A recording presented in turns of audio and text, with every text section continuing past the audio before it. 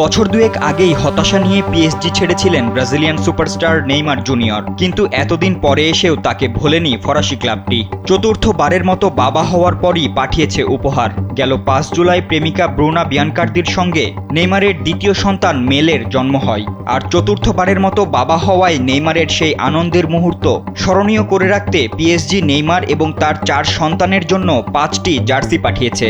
সেই জার্সিগুলোই প্রত্যেকের নামের পাশে নেইমারের জার্সি নম্বরও আছে। পিএসজির দেওয়া এই বিশেষ উপহারের ছবি সামাজিক যোগাযোগ মাধ্যম ইনস্টাগ্রামের স্টোরিতে পোস্ট করেছেন নেইমার নিজেই। ক্যাপশনে লিখেছেন, ধন্যবাদ পিএসজি। বিষয়টি সামনে আসার পর এ নিয়ে বেশ আলোচনাও হচ্ছে। ২০১৭ থেকে ২৩ পর্যন্ত প্যারিসের ক্লাবটির হয়ে ৬ মৌসুমে ৫টি লিগ শিরোপা জিতেছেন বর্তমানে সান্তোসে খেলা এই ফরওয়ার্ড।